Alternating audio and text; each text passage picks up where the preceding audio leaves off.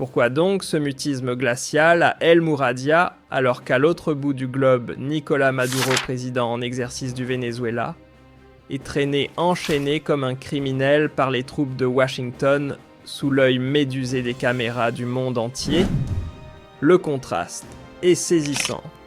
Tandis que la planète s'agite, Alger semble figé comme si le choc d'un tremblement diplomatique venait de faire trembler les fondations de sa sécurité nationale. Mais ne vous y trompez pas, ce mutisme n'est pas un vide. C'est le calme pesant d'une guerre des nerfs. Dans les coulisses feutrées du pouvoir algérien, on analyse chaque pixel des images de l'arrestation, on pèse chaque mot à dire ou à taire. Comment un partenaire aussi proche, presque frère d'armes, pourrait-il rester sans voix, alors qu'un allié historique vient d'être arraché à son fauteuil présidentiel, car Maduro n'était pas qu'un homme politique. Il incarnait un souffle diplomatique vital pour Alger, un rempart en Amérique latine et un fidèle parmi les fidèles de la cause sahraoui et du combat palestinien. À El Mouradia, ce n'est pas une simple inquiétude commerciale qui ronge les couloirs du pouvoir. C'est une alarme stratégique. Car le Venezuela de Maduro ne se résume pas à des barils de pétrole ou des accords bilatéraux, c'est le pilier central de la solidarité sud-sud que défend Alger depuis des décennies. C'est aussi l'un des rares pays à n'avoir jamais fléchi sur la question sahraoui, tenant tête aux pressions internationales avec une constance rare comme un mur imprenable face aux offensives idéologiques visant à redessiner l'Amérique latine au goût de ses adversaires.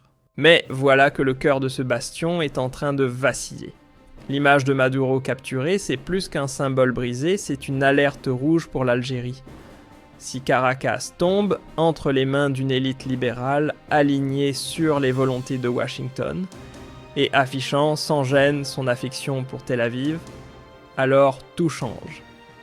Le Venezuela, autrefois phare de solidarité pour Gaza et La Ayoun, risquerait de se métamorphoser en avant-poste occidental, prêt à saboter les intérêts d'Alger.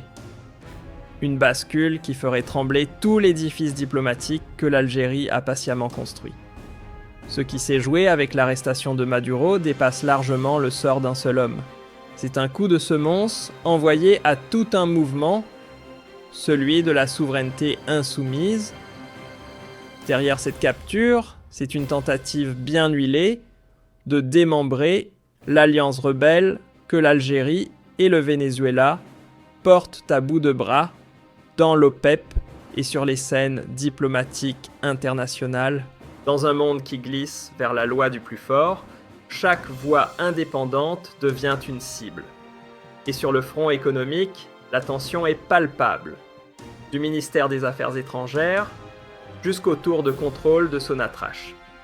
Alger le sait. Caracas entre les mains de Washington, c'est 300 milliards de barils devenus otages géopolitiques. Un trésor pétrolier monumental prêt à être utilisé comme levier pour saboter les décisions de l'OPEP et provoquer un krach orchestré des prix du brut. L'arme énergétique version 21e siècle est bien là. Et elle ne fait pas de bruit. Elle saigne à petit feu. Mais l'histoire, elle n'a pas oublié. En 2006, lorsque Sonatrach frôlait la privatisation, ce n'est pas un think tank ou une réforme magique qui l'a sauvé, c'est l'alliance stratégique avec Caracas. Grâce à la lucidité de Hugo Chavez et à sa coopération sans faille avec Alger, une loi controversée sur les hydrocarbures a été mise sous cloche. C'était un geste de solidarité, mais surtout un acte de résistance pour préserver la souveraineté économique d'un pays qui refusait de vendre son âme au marché. Alors que l'Algérie vient à peine de refermer la parenthèse de son mandat au Conseil de sécurité de l'ONU, en ce début janvier 2026, voilà qu'elle se retrouve prise dans une tempête géopolitique sans avoir voix au chapitre. Sans siège, sans levier institutionnel direct, le pays se retrouve en coulisses d'un théâtre où l'avenir se joue sans lui.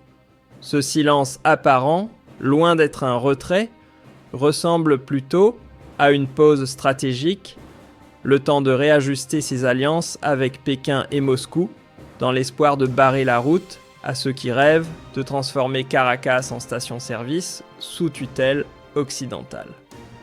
Mais ne vous y trompez pas, ce qui se passe à Caracas dépasse Caracas. C'est le miroir tendu à l'Algérie elle-même, une répétition grandeur nature de ce qui pourrait lui arriver si elle cessait de résister. Car derrière les discours, il y a l'essentiel, la souveraineté, l'économie nationale et la défense de principes que le pays brandit depuis l'indépendance. La rhétorique ne suffit plus. L'heure est à l'engagement concret pour éviter que l'axe de la résistance, ce fragile rempart contre l'uniformisation mondiale, ne s'effondre. Et ce coup porté à Maduro n'est pas qu'un épisode isolé, c'est un signal glaçant, une mise en garde perfide adressée à tous ceux qui oseraient choisir l'autonomie. L'Algérie, longtemps considérée comme le sanctuaire des luttes révolutionnaires, se retrouve à devoir défendre le legs bolivarien non pas pour des hommes, mais pour des idées. Pour une doctrine fondée sur le refus catégorique des enlèvements d'État sous couverture légale et sur la conviction que la souveraineté n'est pas négociable. L'arrestation de Maduro, c'est la ligne rouge qu'on tente de franchir. Dans les jours qui viennent, le silence qui plane sur El Mouradia pourrait bien changer de visage. Ce mutisme si calculé n'attend qu'un signal pour se muer en riposte diplomatique.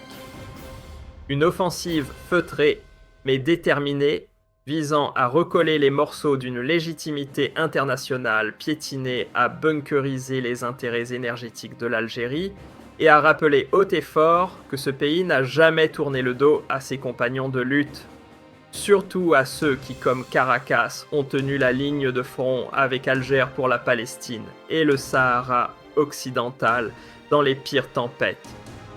Mais il y a plus profond encore. Ce qui se joue ici, c'est le fragile équilibre du monde. Car Maduro, qu'on le veuille ou non incarner, aux côtés de l'Algérie, une voix rebelle, passe au rouleau compresseur unilatéral occidental.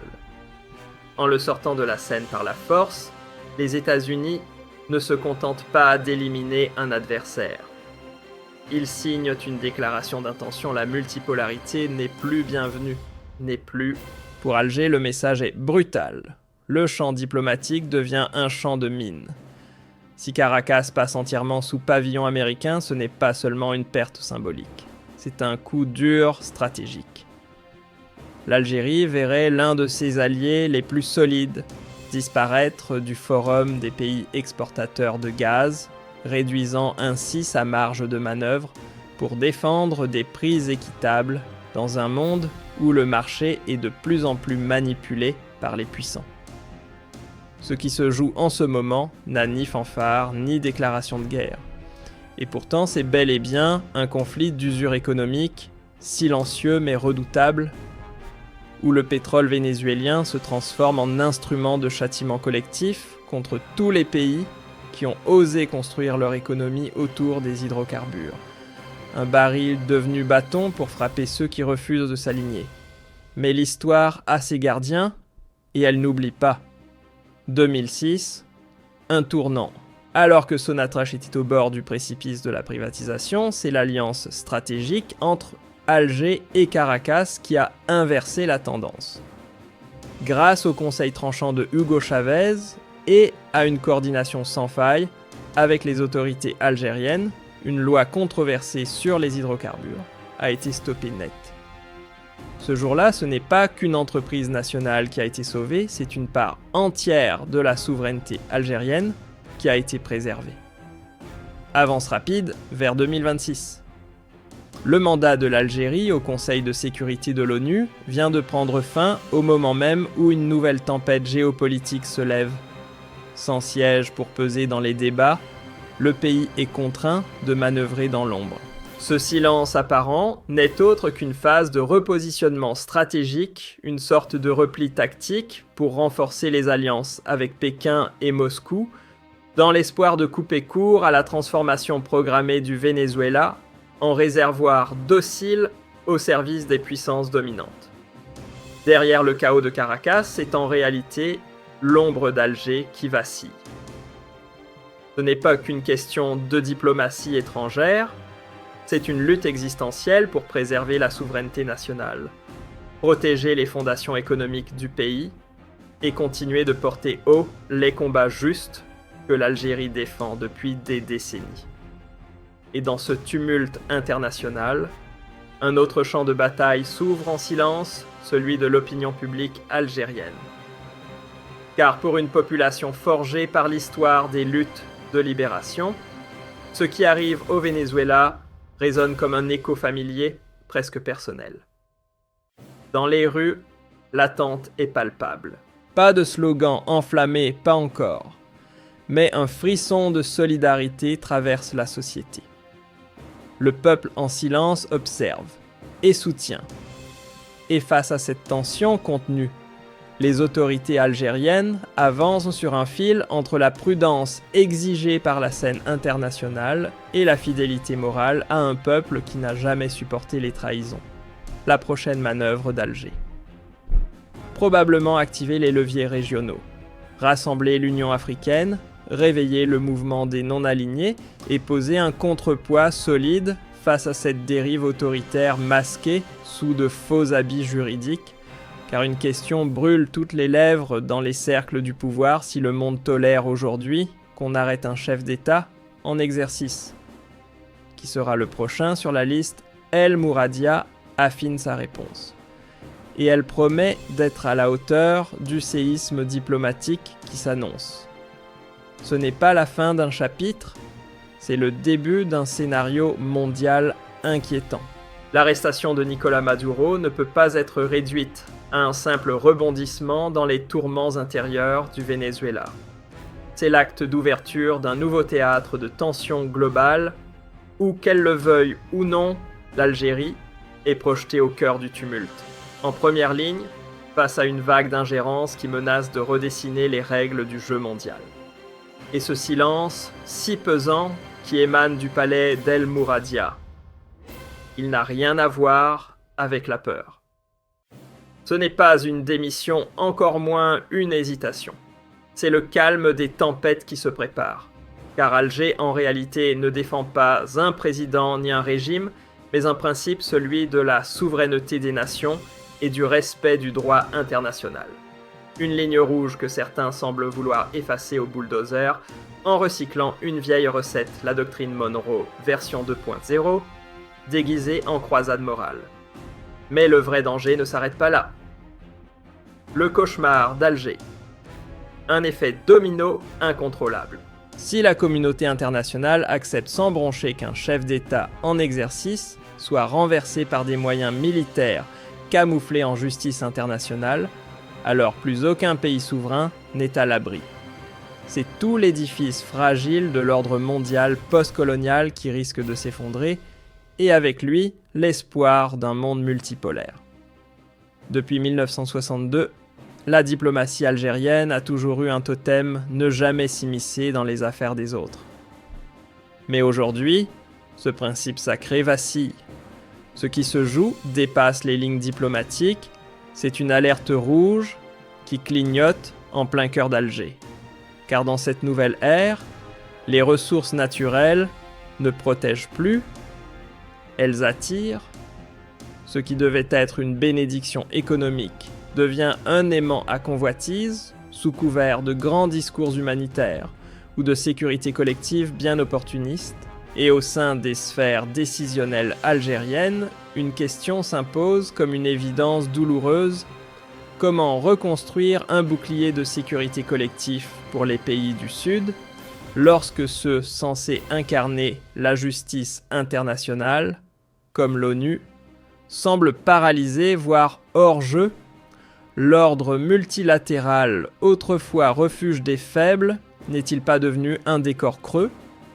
Face à cet effondrement des repères, l'Algérie n'a plus le luxe de l'hésitation.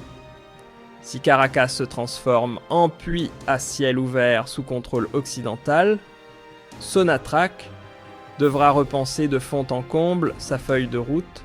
Le jeu énergétique mondial a changé de règles, et seuls les plus agiles sauront encore peser. Dans un monde où les alliances d'euro se redessinent à coups de satellites et de missiles hypersoniques, l'Algérie pourrait bien devoir faire un choix sans ambiguïté, se rapprocher davantage de la Chine et de la Russie, non pas par opportunisme, mais par nécessité. Face aux menaces hybrides qui pèsent sur ces infrastructures critiques, le pays n'aura peut-être d'autre option que de sanctuariser ces sites sensibles en s'adossant à des partenaires technologiques et militaires non alignés à l'Occident. Et pendant que certains débattent encore dans les salons feutrés de l'OPEP à Vienne, le véritable champ de bataille se déplace ailleurs. La guerre pour le prix du baril s'éloigne des micros et s'installe sur le terrain dur et nu de la géopolitique, là où les rapports de force dictent la règle et où le droit international devient un simple accessoire de décor. Mais tout n'est pas noir. La perte de l'appui vénézuélien sur les dossiers sahraouis et palestiniens est une claque, certes. Pourtant, dans chaque secousse se cache une étincelle. Ce vide stratégique pourrait devenir l'étincelle d'un nouveau souffle diplomatique algérien, plus audacieux, plus affirmé. Un retour sur scène, non pas en spectateur, mais en acteur.